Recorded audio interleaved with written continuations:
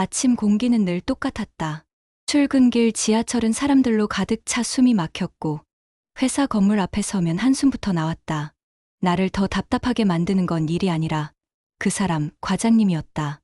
그날 아침 사무실 문을 열자 과장님은 환하게 웃으며 직원들에게 커피를 돌리고 있었다. 오늘은 내가 쏜다. 힘내자. 농담도 건네고 심지어 내 어깨를 가볍게 두드리며 어제 보고서 잘 봤다라고 칭찬까지 했다. 이런 날은 일하기 편하다. 질문을 던져도 부드럽게 받아주고 실수가 있어도 크게 문제 삼지 않는다. 팀 전체가 밝아지고 공기까지 가벼워진다. 하지만 이 평화가 얼마나 오래 갈지는 아무도 모른다. 햇살 같던 웃음이 언제 폭풍으로 바뀔지 그건 누구도 예측할 수 없다. 며칠 전 일은 아직도 생생하다. 나는 단순히 보고서 양식을 다시 확인하려 했을 뿐이다. 과장님, 혹시 이 부분은 말을 끝내기도 전에 그의 얼굴이 확 굳었다. 눈빛이 차갑게 바뀌더니 목소리가 날카롭게 터졌다. 그걸 지금 나한테 묻는 게 말이 돼. 너는 생각이란 게 없어. 회의실에 울려 퍼진 고함에 모두가 조용해졌다. 순간 숨이 막혀 목이 조여오는 것 같았다. 그냥 확인 차원에서 던진 말이었을 뿐인데 내 귀는 뜨겁게 달아오르고 손끝은 떨렸다. 더 황당했던 건 그 다음이었다. 오후가 되어 과장님이 내 자리로 슬쩍 다가오더니 태연하게 말했다. 아까는 내가 좀 화냈지.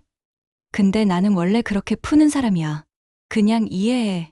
마치 화를 내는 게 성격이고 내가 분풀이 대상이 되는 게 당연하다는 듯. 나는 억지로 미소를 지으며 고개를 끄덕였지만 속은 끓어올랐다. 왜 내가 이해해야 하지? 그게 어떻게 당연하지? 그날 이후 나는 회사에서 늘 눈치를 보게 됐다. 출근길마다 스스로에게 물었다. 오늘 과장님은 햇살일까, 폭풍일까? 그 답은 그날 아침 그의 표정 하나로 결정됐다. 기분이 좋으면 천사, 조금이라도 불편하면 악마. 그리고 그 모든 파장은 고스란히 내 몫이었다. 숨이 점점 차올랐다. 단순히 기분 탓이 아니었다. 과장님 앞에만 서면 심장이 쿵쾅거리고 목구멍이 조여오는 것처럼 답답했다. 질문을 하려다도 혹시 또 불호령이 떨어질까 싶어 입술이 달라붙었다. 결국 혼자 끙끙대며 처리하거나 일부러 다른 부서 사람에게 우회해서 묻는 날이 많아졌다. 그런 날이면 속으로 중얼거렸다. 이게 정상인가?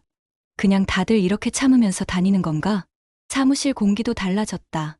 과장님이 웃으면 모두가 웃고 과장님이 찡그리면 모두가 숨을 죽였다. 전화벨 소리조차 큰 죄처럼 울려 퍼졌다.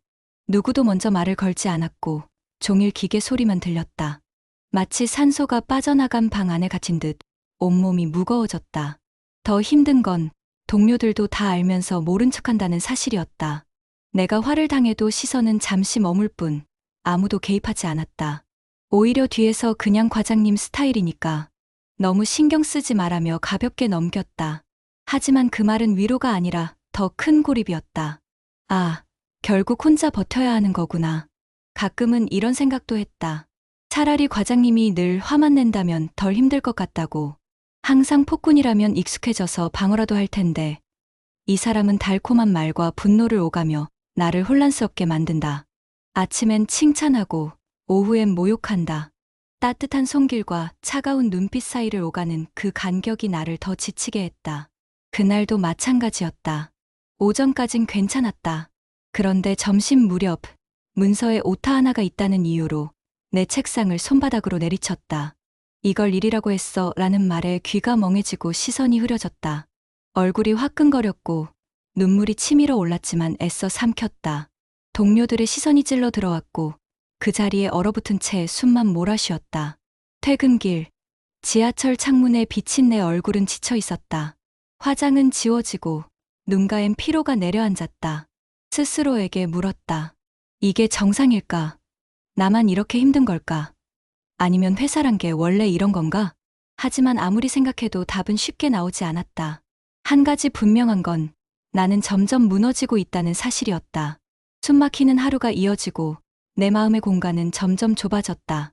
그럼에도 나는 다음 날 다시 같은 건물의 문을 열었다. 이유는 간단했다. 생활비, 대출, 그리고 가족의 기대. 떠날 용기는 없었고 견디는 게 익숙해진 것뿐이었다. 다음 날 아침 나는 사무실에 조금 일찍 도착했다.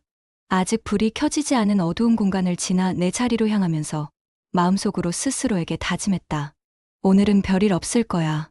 그냥 조용히 지나가자. 전날의 굴욕이 여전히 머릿속에서 떠나지 않았지만 애써 가라앉히고 싶었다. 그러나 불길한 예감은 늘 맞아떨어졌다. 출근 시간에 맞춰 문이 열리더니 과장님이 들어왔다.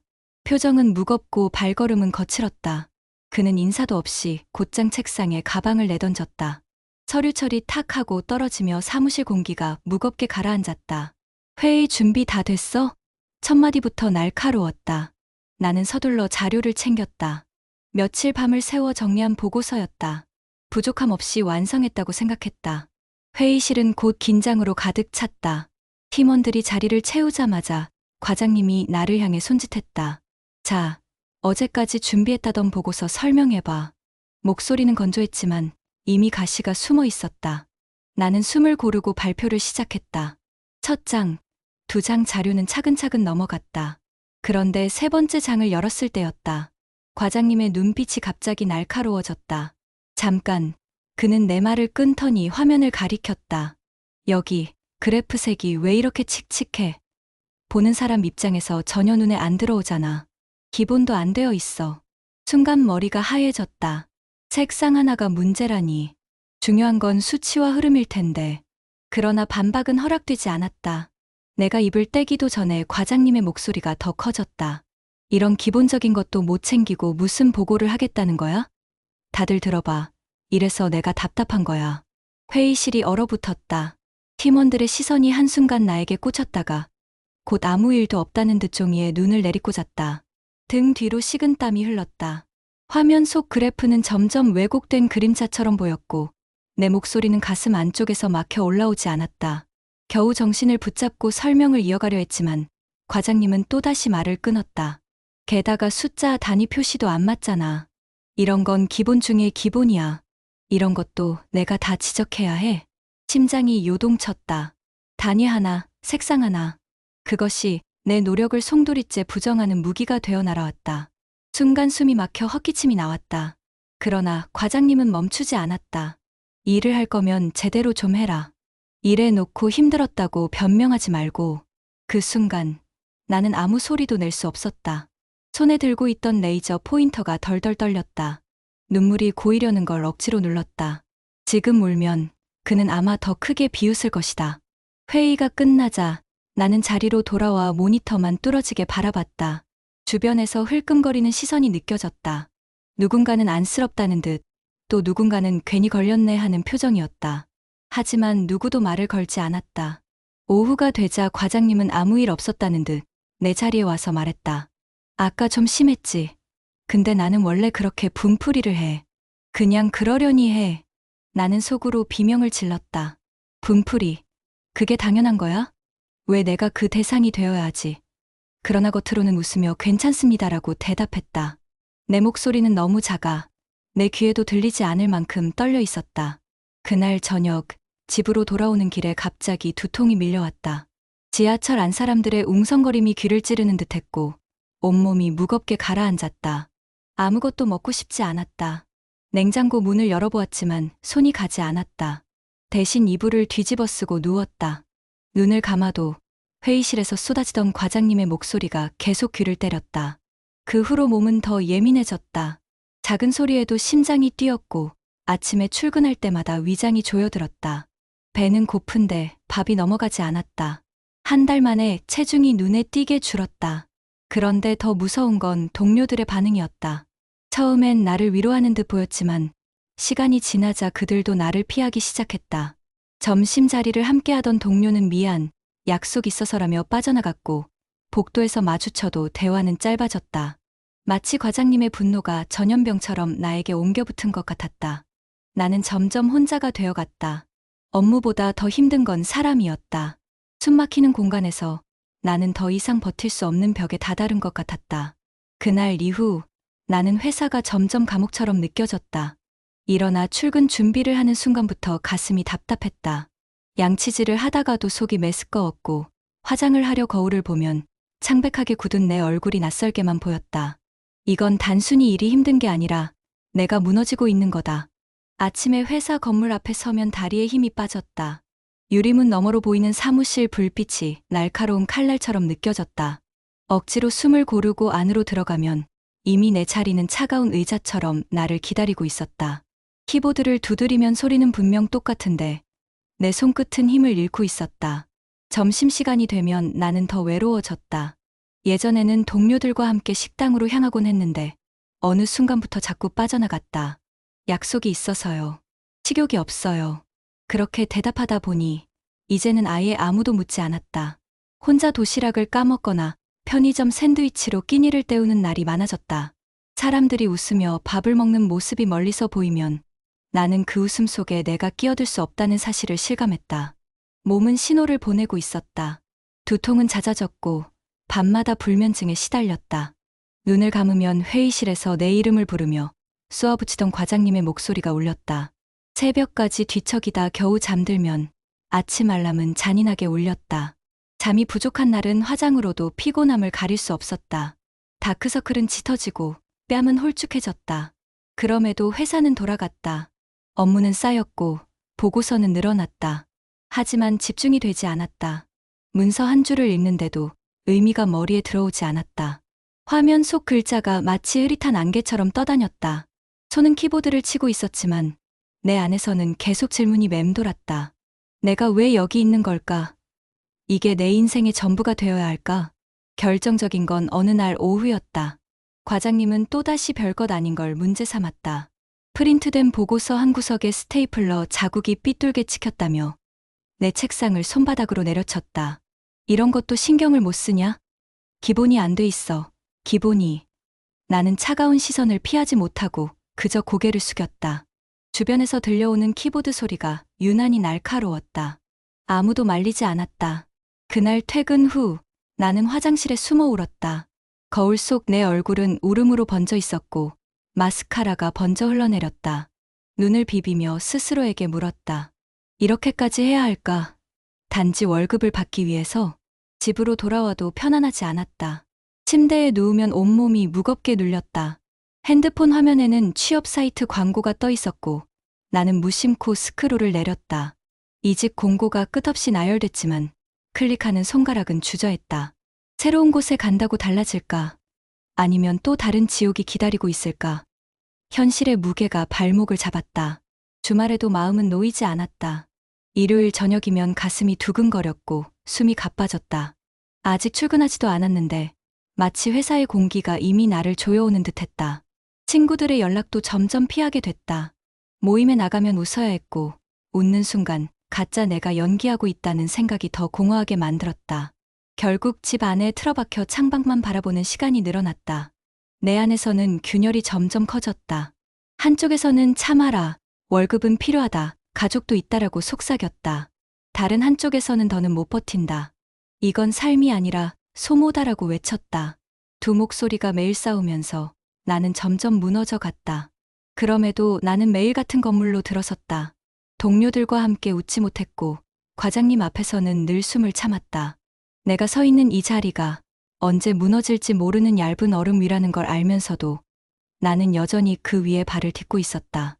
그날 아침부터 몸이 이상했다.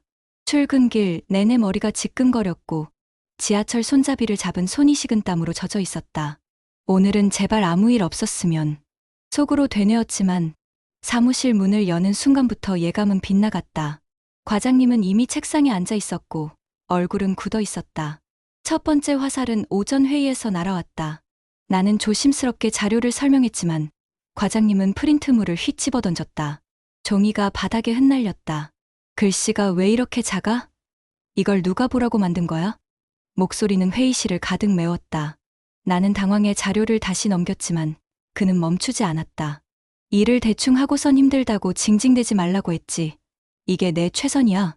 머리가 멍해졌다. 귀는 붉게 달아올랐고 심장은 쿵쾅거렸다. 하지만 더 모욕적인 건 그 다음이었다. 과장님은 비웃듯 코를 킥 차며 말했다. 이 팀에 내가 왜 필요한지 솔직히 모르겠다. 순간 뼛속까지 차가운 칼이 꽂히는 듯했다. 동료들의 눈빛이 스쳤다. 누군가는 불쌍하다는 듯, 또 누군가는 괜히 걸렸네라는 무심함이었다. 하지만 그 어떤 시선도 나를 구해주지 않았다. 나는 말없이 서류를 주워 담았다. 손이 떨려 종이가 자꾸 흘러내렸다. 회의가 끝난 뒤에도 과장님의 화는 가라앉지 않았다. 그는 내 자리로 다가와 또 다른 트집을 잡았다. 매일 답장 왜 이렇게 늦어? 일 처리가 이렇게 굼뜨니까 일이 산더미처럼 쌓이지. 나는 차분히 설명하려 했지만 그는 말을 잘랐다. 핑계 대지 마. 나는 핑계 듣는 거 제일 싫어. 그 순간 무언가 안에서 부서졌다. 머리가 울리며 시야가 흔들렸다.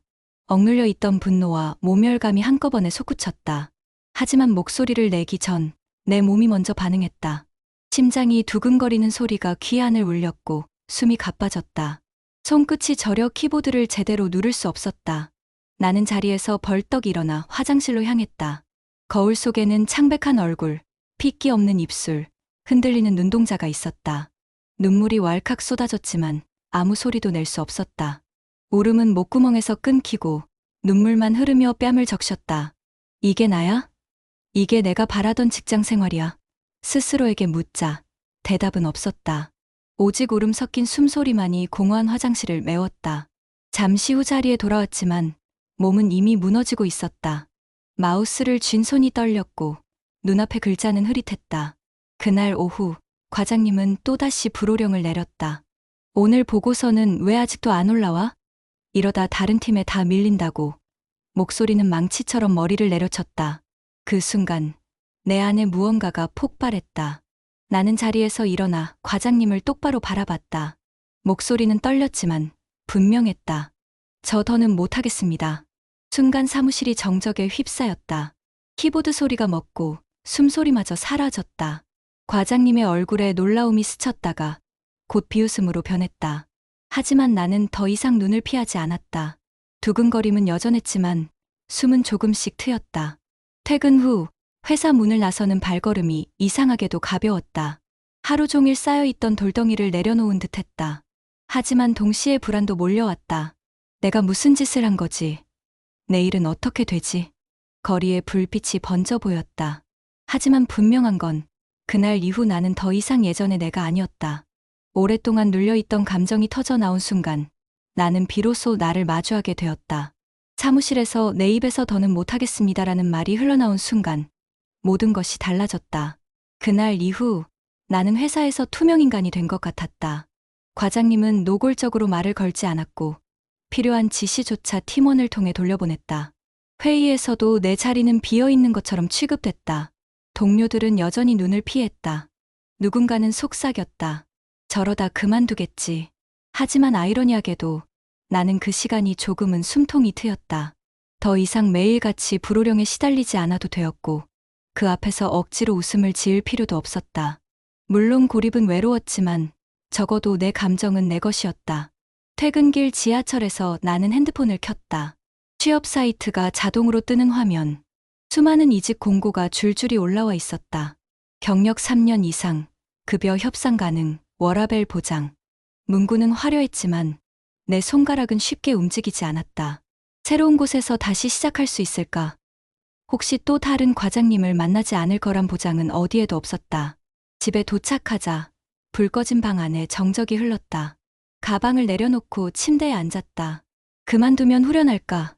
아니면 후회할까? 질문은 머릿속에서 계속 반복됐다.